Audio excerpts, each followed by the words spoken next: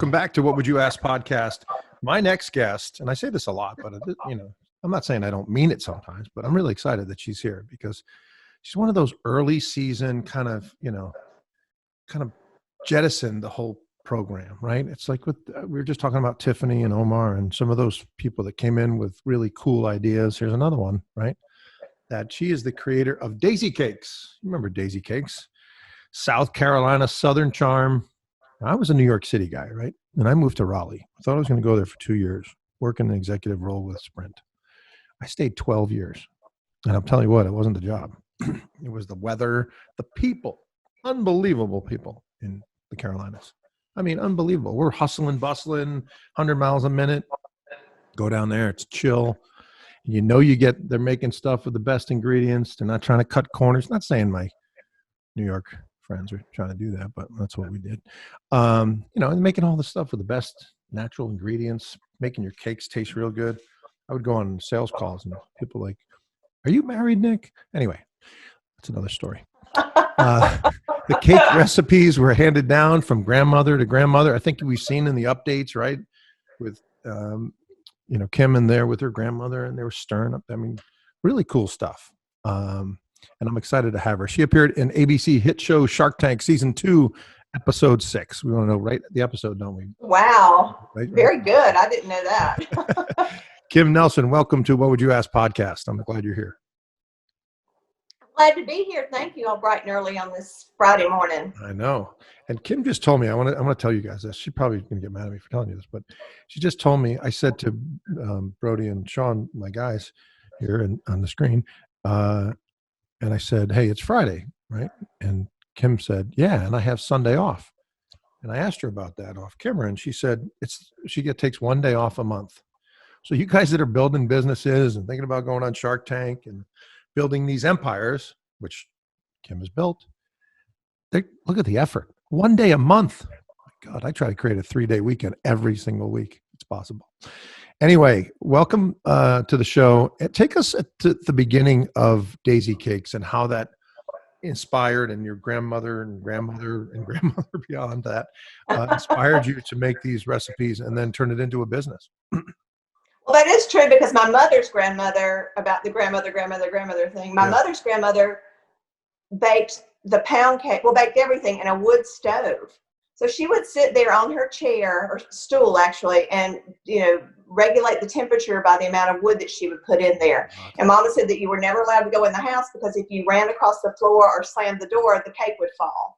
So, I mean, it really does go back to these same recipes from way back then, and then us just, bumping them up 4 or 5 times to make still small batches, but not just one cake at a time. But I actually sold my first cake when I was 10 years old. It was a yellow cake with chocolate icing. We sold it for $7, and people were like, $7? That is outrageous. Now, today we still get, that our cakes are outrageous, but, it's a lot goes into baking a cake besides just baking a cake. When you have a business, there's all the overhead and there's the insurance and the liability and the, website person has to get paid and FedEx and, it goes on and on and on. So it's not just sifting some, flour and sugar and all that stuff together. But anyway, so I've always done it. Baked cakes, that is. But I was working for a person who wanted me to figure out a way to bake and ship cakes for her. And I had a kitchen that my daddy had built for me that I catered out of and taught cooking classes in. And I thought, well, I might want to figure out a way to do this on my own.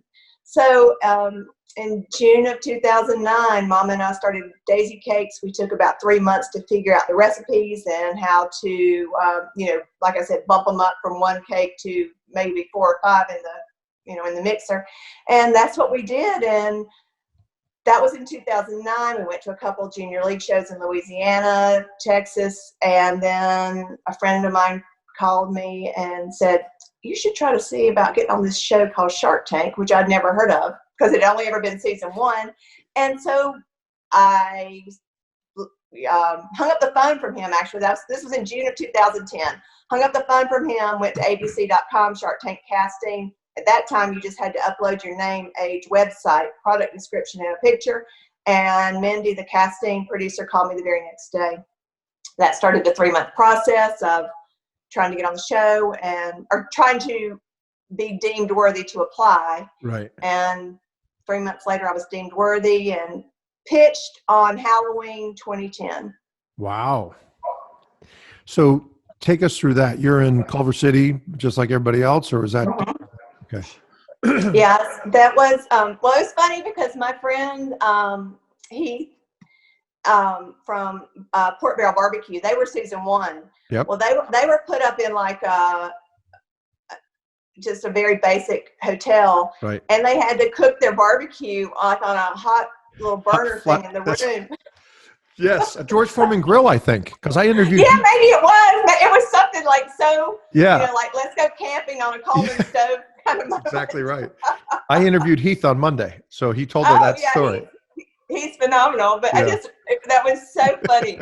And so for season 2, we were at the Palomar on Wilshire, and a very swanky hotel. I mean, it was really quite lovely, you know, with the robes in the closet that were like leopard and zebra, and go downstairs in the morning and get your coffee and have your wine in the afternoon. And it was very nice. So I think they, you know, upgraded the set a little for season 2, and they definitely upgraded the accommodations. Yeah. And they had asked me, so I got to send out all my cakes.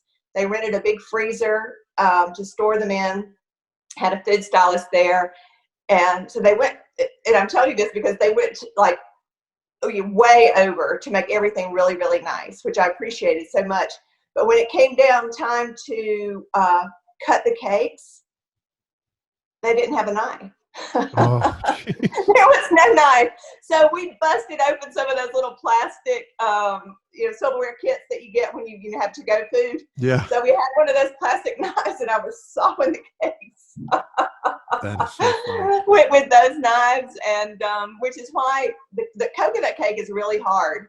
If it's even the least bit frozen because of the icing. But that's why Kevin O'Leary had this massive hunk of coconut cake. He did have it. That's right. He did have a huge piece of cake. And he did, because of that knife. Oh, that's so funny. Oh, I love it. It was funny because it's like, wow, these people thought of everything except how to cut a cake. Oh man. So you get to Culver City, you get on the tank, you're pitching to the executive producers, you're practicing your stuff. You seem pretty confident going in. You knew you had a good product. You passed out the product. You had the red velvet, you had the coconut. One of them was new. Was the lemon new? You had one of them. Yeah, the lemon. The lemon was new. I think Kevin Harrington got that. Maybe not. I don't know. But it was, very good memory. They all loved your cake. And one of the things that Barbara said post-tank, and we'll get through the whole process, folks, but I want to jump on this now, is she noticed that as the guys were going out for whatever reason, and primarily, and we'll talk about it, the business was too small in most of their minds at this point, maybe early, whatever they say. But Barbara mentioned that, you know, they might have gone out, but all of them finished their cake. You know what I mean? So the testament to the cake, there's no question about the fact they love the cake. Did you get a sense of that while they were pounding the cake away while you're talking? I did, and I tell you, because the pitch lasts longer than the 8 minutes that you see on TV, of course. Yeah. But they also a sense of, yes, they liked the cake, but I could tell they liked me. Yeah. Because they made me feel they weren't mean to me. They made me feel very comfortable.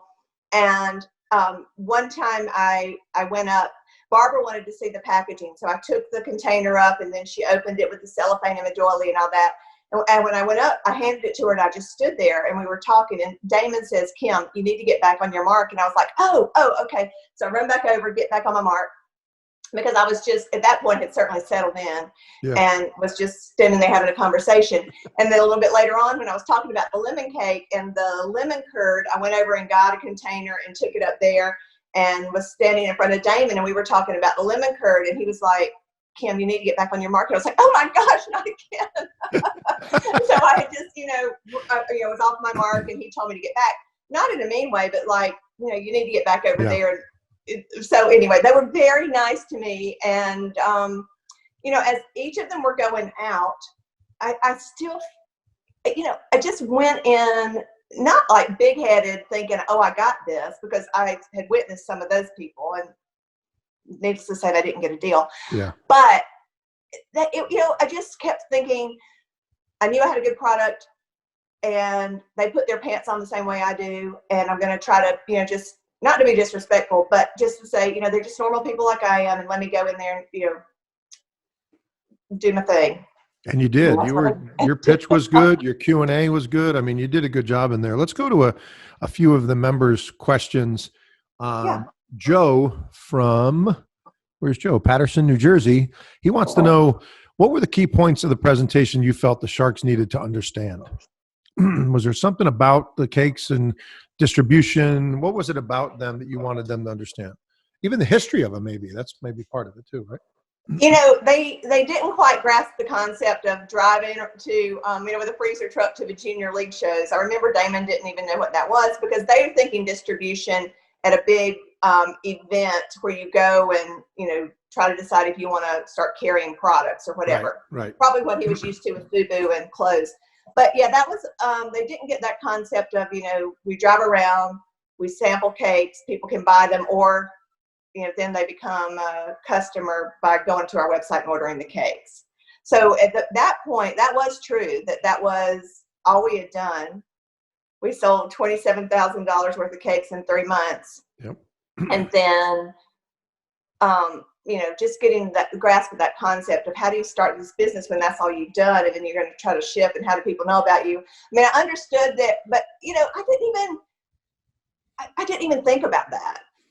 I mean, that wasn't, I wasn't worried about it. And it's not that I didn't care, but I just was like, this is what we do. And then people order, or they order for corporate, or they order for their family or friends or whatever. So, and that was 11 years ago. So that was, baby steps. Yep. And I understand them not wanting to be a part of that, as far as, they want something big and a lot of bang for its buck and take off immediately. Angela from Greenville, well, your neck of the woods, Greenville, South Carolina, or Greenville, Howdy. They say, yeah. She wants to know, if you can do it all over again, would there be anything different you would do in the tank? In the tank? Yeah, while you were there. Not in the tank. No. I really felt like I batted 1,000. Yeah. And once I settled in, when you first go in, you stand there for 2 minutes in dead silence. So, my kneecaps were jumping up and down. My left cheek was starting to quiver, because you're smiling and nodding and looking at them, and they're looking at you. And I felt like I did okay with that, because I knew it was coming. Somebody had told me from season 1. But anyway, no, in the tank, I really felt like it was, especially because it was only season 2, and Ann had never, not only had I not ever heard of the show, I'd never heard of any of those people either. Yeah, that's a good point. Yeah. Which I think made it easier. Like if I had been pitching to some famous people, then I probably really would have been rattled. Yeah. But I think if you don't know who they are, and there were people there who were pitching when I was pitching, who had books that the Sharks had written, and they, had studied them and knew all about them. And that wasn't, that wasn't contingent on you getting a deal or not, whether you knew about their background. So that was good for me. Yeah, I'm not sure. I've heard a bunch. I've had people on in the 88 people we've had on, entrepreneurs we've had on from Shark Tank. I've had a few mention that they had read the books, and I get the background. I'm not sure. I guess it could show some tendencies maybe in business or something, but any information is good, I guess. But I think overload can also be too much when you're just, I don't want to go in there thinking more about, like you did. You went in there confident about your business and your product. And obviously you had some gaps. You weren't, you didn't have, worldwide distribution. You were kind of young. You didn't have 10 people employed. You had kind of, it was a 1 or 2 person shop with you and your mom. So there were some challenges, but you knew everything. You knew your numbers. And by the way, $18 cost at a $45 sale price is darn good margins, right? I mean, that's good margins. And I don't know, when you start describing South Carolina, my mom and I doing this, $27,000 in 3 months, and the infancy stage of a business, sure. I've leaned with Barbara. I'm not going to poo-poo that, right? I mean, that seems to me like effort. And then you got to be thinking about, how do we increase production, right? But when you look at it as a mom and a daughter knocking it out every day, as much as they can do, driving around, I mean, it's like, how much more money do you want them to do? You know? So, and I get it. And listen, I get it. These guys are businessmen. For them, they say, well, it's too small. But they also, one of the other concerns in the tank was the fact that it was too small from a personnel standpoint. How do we expand that operation, right? And was that something that came up, to spend a lot of time? And you mentioned the 8 minutes that we see. Would you spend a lot of time talking on how do we scale this thing? Was that a problem? And, well, it became a problem, but initially, because we were only season 2, Clay Newbill, the executive producer, and Barbara had said, they had no idea what to expect for when I aired. And so they said, have close to 1,500 cakes ready and let's see what happens. Because in 2010, we'd sold 2,000 cakes. And that was with my mother and me and one other person. So, and that was baking, shipping, doing everything. So when Shark Tank was about to air, and that was April of 2011, Barbara and Clay said, look, do 1,500. So we had like 1,425 or something like that in a big old, like 18-wheeler refrigerator or freezer truck thing that we walked up 2 planks, like, a pirate ship to get in. It was unbelievable. Anyway, so we had those cakes ready. And within 48 hours of the show airing, the website crashed, the phone lines blew up, and we got over 2,000 orders for just people who could get through. Jeez. So it was like, oh my gosh. It was chaos and mayhem on steroids. It was so much fun because I thrive on that kind of energy. Yeah. And we're shipping off mom and daddy's carport. There's flies because they live out in the country, and there's cow pastures all around. And then we got the fans going. We're sweating like, who knows what. And, just packing up the cakes and everything. It was so electric. It was a lot of fun to do. But we knew we couldn't maintain that pace either. So that's when we started the, search for large production bakeries. And that, now, the question from the girl from Greenville earlier, that I would have changed that. But, the thing about that is, Nick, you're so excited and you're so energized that somebody wants to buy your cake. I mean, all I wanted to do was get people cakes because I just was so flattered and tickled to death that they wanted to buy my product. So, we went to Savannah, large production bakery. They fired me as a customer when they found out I was going to be on QVC because they're on QVC. So we moved to the Bronx. They did the QVC cakes. They shipped from a fulfillment center out on Long Island. Quality was no good. Moved to another large production bakery in Nashville. Still baking cakes in Pauline, but the bulk of them were being baked, these, one to the other. And then something happened with the cakes from Nashville. They got these sugar balloons on them because everywhere we went, they're like, oh, you need to use bucket icing, or you need to put stabilizers in your icing, or you need to do this and that. And I wasn't going to do that. And I still don't do it. And but we lost 6,500 cakes from the Nashville company, which would have been over $300,000 in money of gross coming in. And that was about $150,000 in lost revenue. So that, was catastrophic. And that's at that point, Barbara's like, one, don't do any more QVC, which we'd stopped. I was on there 5 times, never made a dime.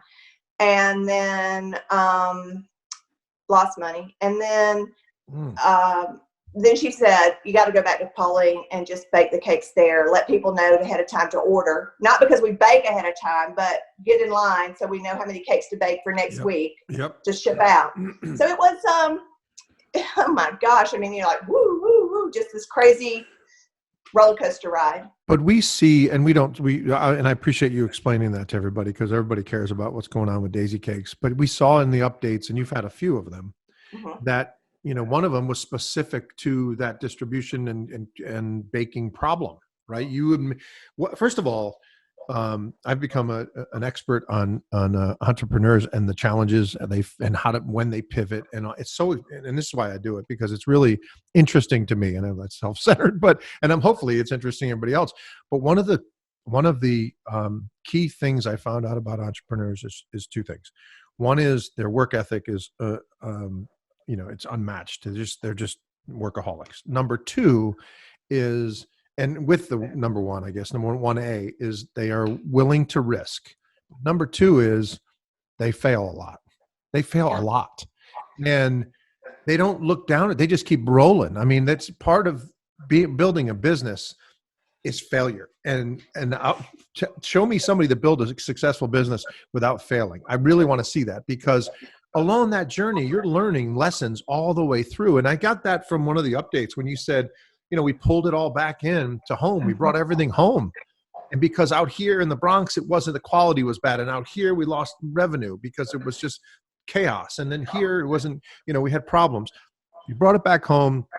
You took a hit financially, right? Everybody thinks you get on QVC and it's a win-win.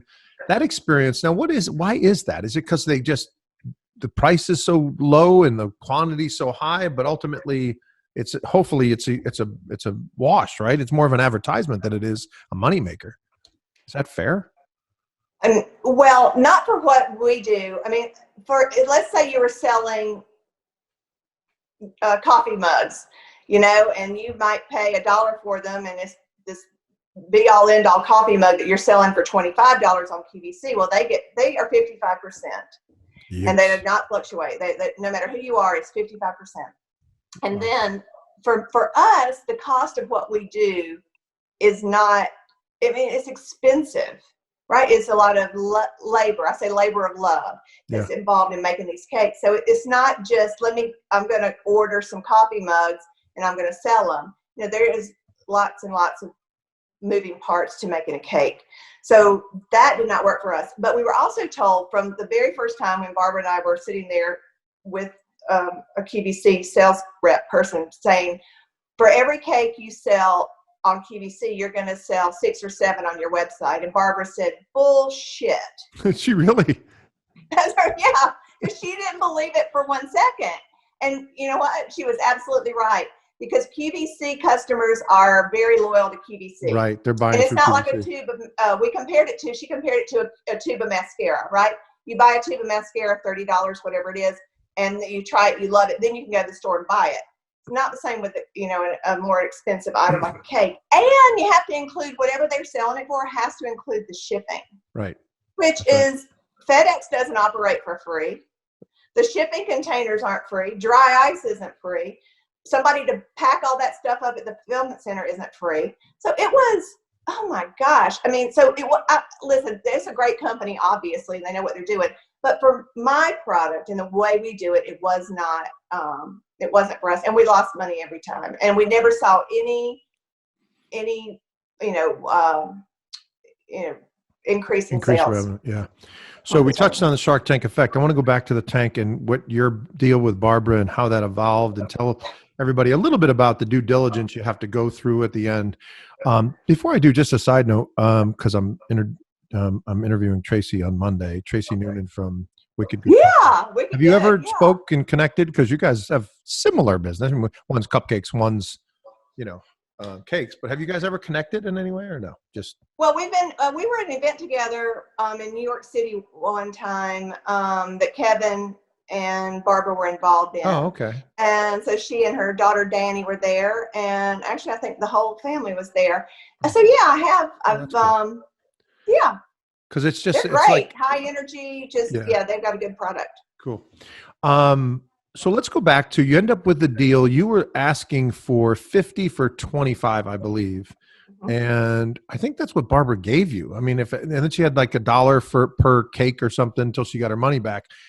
That's pretty darn good. Were you happy with that deal when you were in the tank?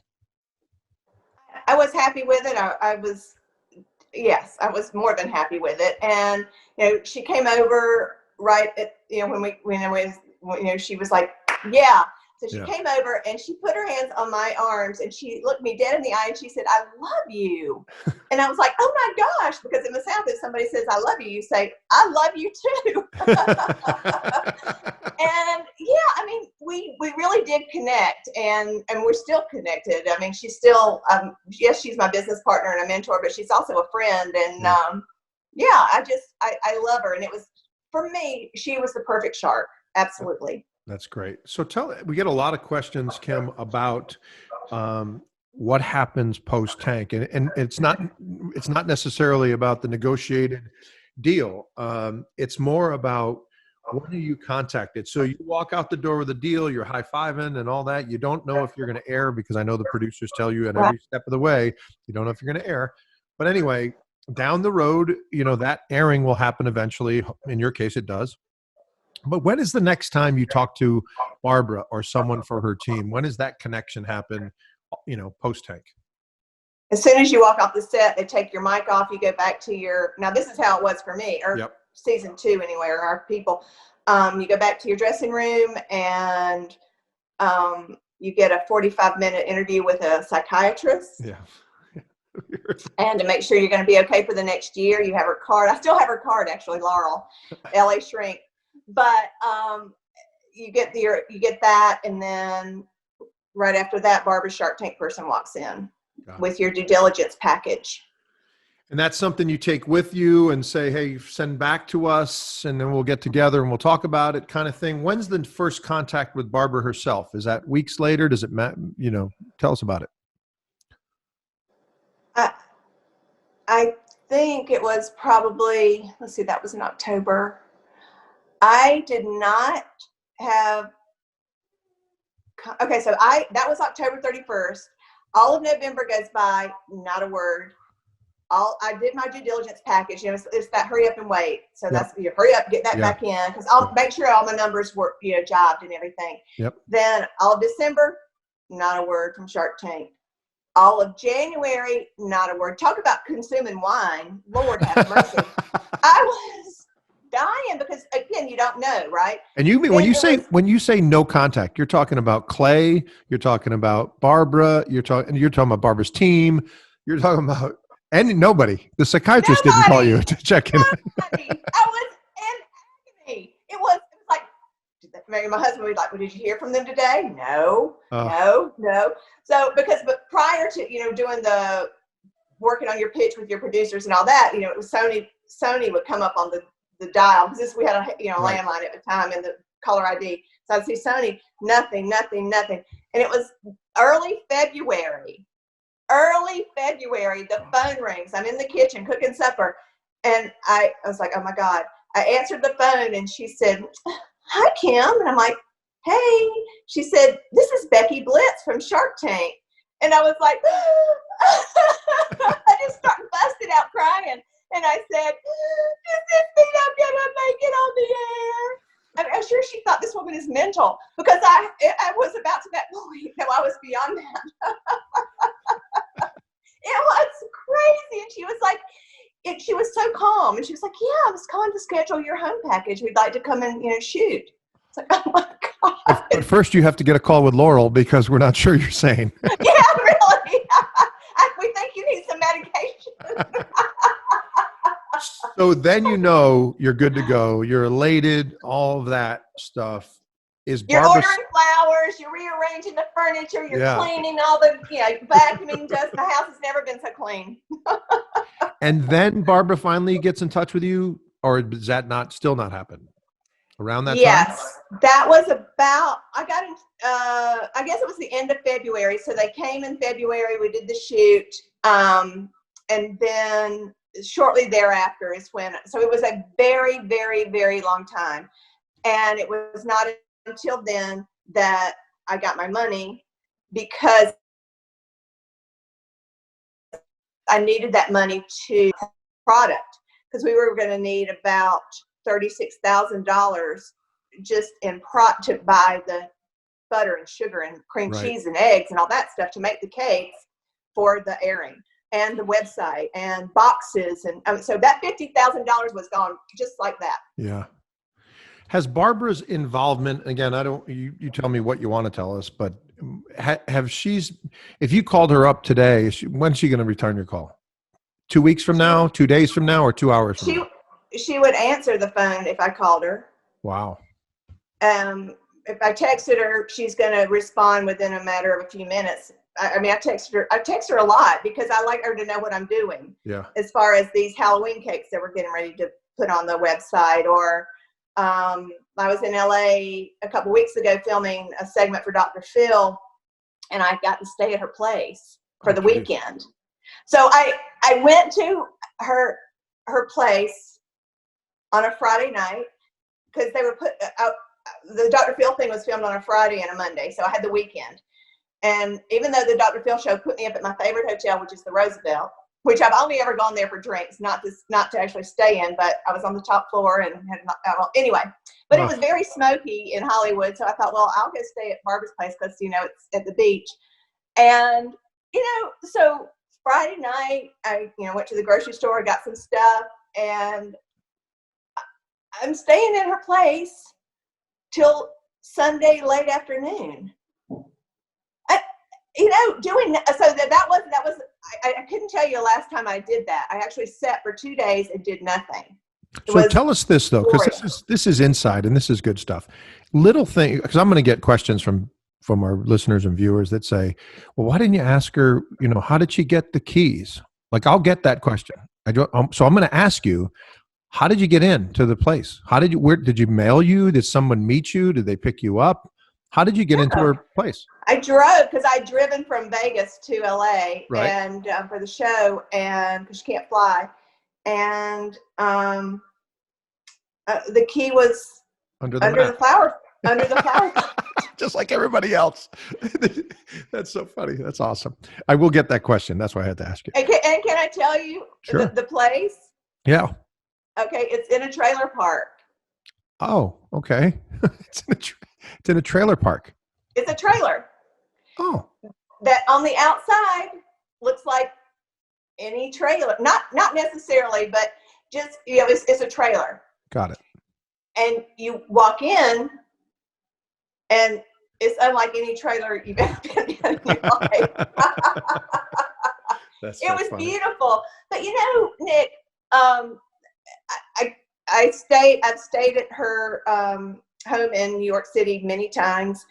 Most recently was in October when I was shooting Chopped Sweets, and she insisted that I stay with her, which, that's just how she's very generous, and she's very hospitable, and she's just very normal and down to earth. And she, likes her entrepreneurs. She just likes us and likes us to be around her. I wish she would answer my voicemails and texts and let me stay at her place, but I guess I have to know her. And I didn't ask. She just offered. And when she found out I was going to be in LA, she was like, please go, get in touch with my gal who, gives me the information. And it's like, okay, I will. You insist.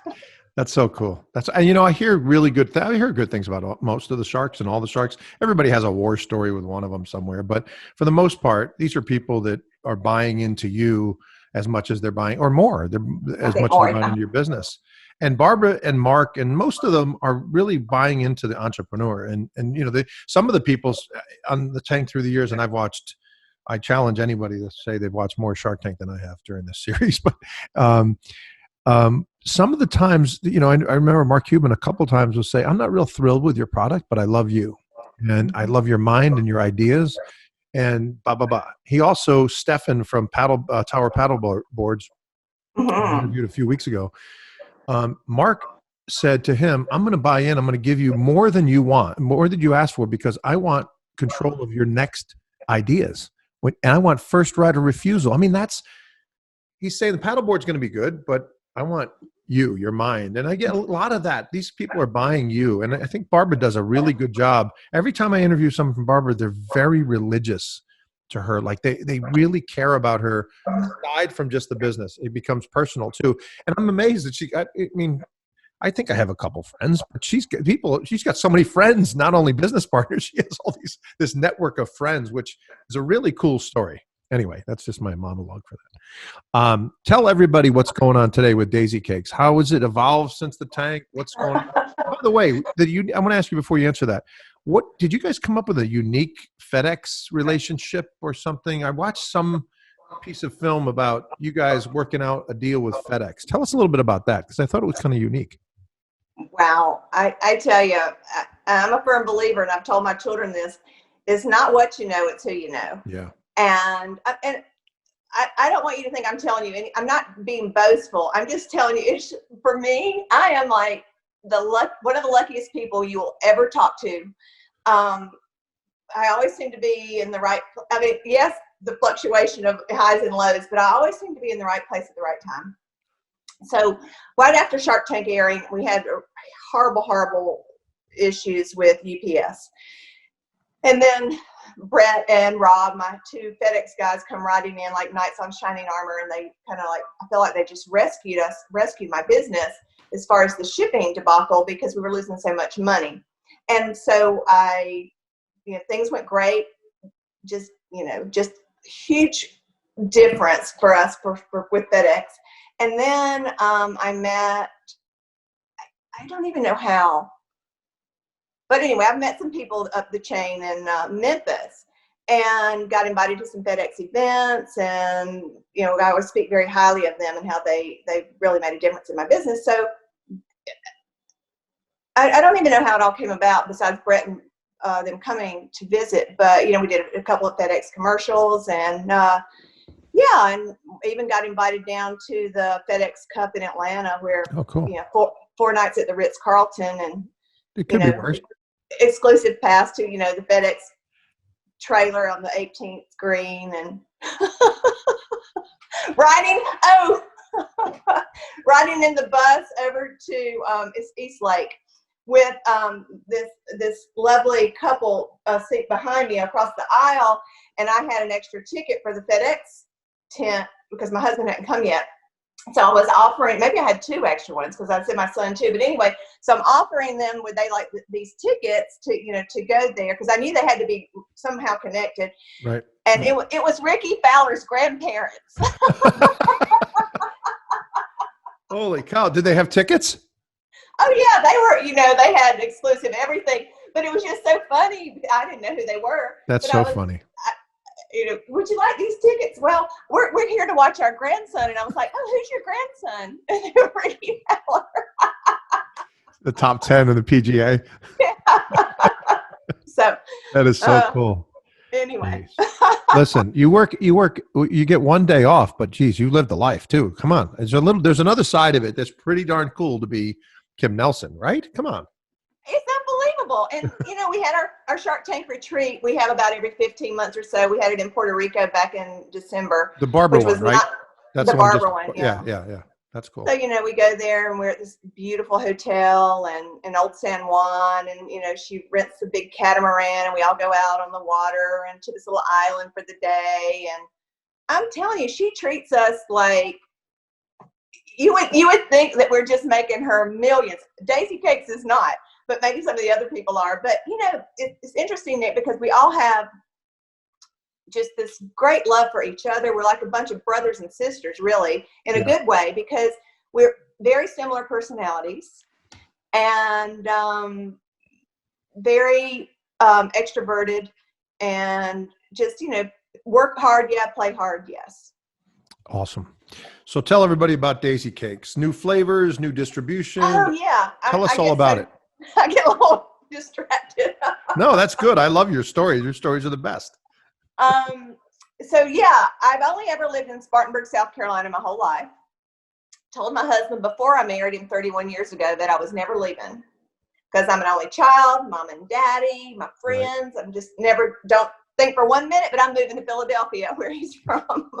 Good food, but I just couldn't live up there. Anyway, 3 years ago, I came out to Las Vegas to see about the possibility of another location for baking, shipping to our number one state, California, and the 11 Western states, because of the shipping, costing so much. Found a work kitchen, found an area that I would want to live in, and went back home and pondered it. And 18 months ago, I said, the hell with it. I'm jumping out of this airplane. I'll figure out my parachute on the way down. And I moved to Las Vegas. Wow.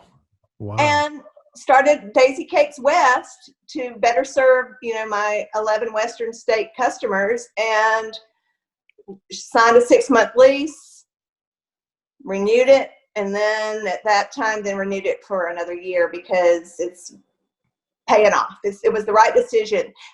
And I'm glad I did it. Good for you. And you still have and new flavors. Wait, can we talk about go ahead. New flavors? No, we're not. We're still talking. Go ahead. So just to keep up with the, eating trends of people, and either by dietary choice or allergies or whatever. So we have 2 gluten-free cakes, a carrot and a chocolate. And then we do a gluten-free vegan carrot cake. Wow. And then I also make in my little mannequin jars vegan red velvet, vegan birthday, vegan carrot, and a vegan chocolate fluff. And soon we're going to be doing these gluten-free vegan plant-based meat pies, which are savory. Wow. And they are so delicious. I've sent them to Barbara, and she had no idea they were vegan. She didn't know. And they're exceptional. And just the way we do everything, right? From scratch, red wine reduction with fresh thyme and bay leaf for the beef one. And the chicken has the cream sauce with this that is tofu and soy milk and just, celery, onion, carrots, peas, homemade crust that we make ourselves. And yeah. Yum. Wow. That sounds great. Are you still operating on the East too? You have an operations still in South Carolina? Okay. Yeah. So they basically I do 11 states in Alaska and Hawaii, and they do, however many states are left out of that. That's really cool. Tell us what COVID has done for your business. What's the impact of COVID on your business? One of the reasons I moved to Las Vegas was to try to get into some big events. And it took a year, but I got into Vegan Street Fair in LA, which is about 80,000 people. Wow. And I got into the EDC, which is called the Electric Daisy Carnival. And that's at the Las Vegas Motor Speedway, which is literally 6 miles straight up the road from my business. I got into both of those, and that's about 80 to 100,000 people. And I got in the MVP section. So I was so excited. I'd ordered thousands and thousands of jars because we're going to do vegan mannequins at both events. It's going to be a huge revenue boost for the business. Uh-oh. I hear about cancellation coming up. And that in February, they were canceled. End of February, they decided they were canceling vegan, and then they were canceling the EDC. So I literally picked up the phone, called Penske because I was going to rent a 16-foot box truck, pack all my stuff up, and go home to see what I could do to salvage the business. Because I thought, well, that's it, because this COVID thing, these events are canceled, everything's canceled. Why would anybody order cake? And then, like, the first Thursday in March, Barbara's on Good Morning America talking to George about the pivot. Mm-hmm. And the first words out of her mouth after his first question was, well, Daisy Cakes, blah, blah, blah. Sales. Then on that Monday, I aired on Chop Sweets that I shot back in October. Sales. And then about 2 weeks after that, we started selling on Gold Belly, which had been under, we'd been going back and forth with a contract since Christmas, since the retreat. Actually, we talked about it at the retreat. I approached them again, and then we got that ball rolling. So COVID, I thought that was the end of Daisy Cakes. We have never sold more cakes. Jeez. This is it's like Christmas, Shark Tank, all of that for the last however many months that is. Yeah, 4 or 5 months. It's not showing any end in sight. Jeez. Isn't that unbelievable? That is unbelievable. I mean, we are so blessed. I mean, it is remarkable. It is absolutely remarkable what's happened. So what's next for Daisy Cakes? Is there expansion worldwide? What are we doing to keep that empire going? What's next on the roadmap? Well, there are plenty of people who haven't tried it yet. Millions of people haven't tried it yet. So no, we're going to stick to, just here because there's lots of issues with dry ice, even shipping to Canada. There's a problem with the dry ice and FedEx and the paperwork to even ship. We can't even ship to Puerto Rico. Yeah. But that's okay. I mean, but there's, I was talking to a friend yesterday about that. The end game would probably be someone here in Las Vegas to run the show. I come out maybe once a month and then go back to South Carolina. I mean, I'm married, my children, well, I have a son in Colorado, but my daughter's in Nashville, a son in Atlanta, mama's in Pauline, which is, where the business is. So, I'm going to need to make my way back. But right now, I don't want to do that. Yeah. I'm not ready because things are still working well. I got a great team back in South Carolina. I'm here. It's working. Yeah. Thank you very much for joining us today. I really appreciate it. Hearing about the journey, hearing all the stories. It's awesome. Congratulations on all your success. Thank you. It's been cool to watch it from afar like we all do. We get to see you on updates. We get to see your reruns. Oh, and I have an update. I have an update for season 12. Oh, really? Yes. We will definitely look for that. That's awesome. Can you believe it? I can't. That's another thing. And so I cool. don't know if you watch Dr. Phil, but I'll be on Dr. Phil on Tuesday. That's airing Tuesday. This coming Tuesday, the 29th. Yeah. All right. Check that out, guys. Kim Nelson, Daisy Cakes on Dr. Phil, and the update for next season. That's awesome. Kim, we'll talk again, I'm sure. I have to get you back on. It's just, we got so much more to ask, and so many stories are so good. I got to get you back on. So thanks for your time today. I really appreciate it. I pinch myself every day, really. And thank the good Lord all this has happened. So it's fun. I enjoy it. Good for you. All the best. Take care. Thank you. Are we done? We're done. Okay. Bye. I appreciate you. Thank you. We'll be back with more What Would You Ask podcast in a second.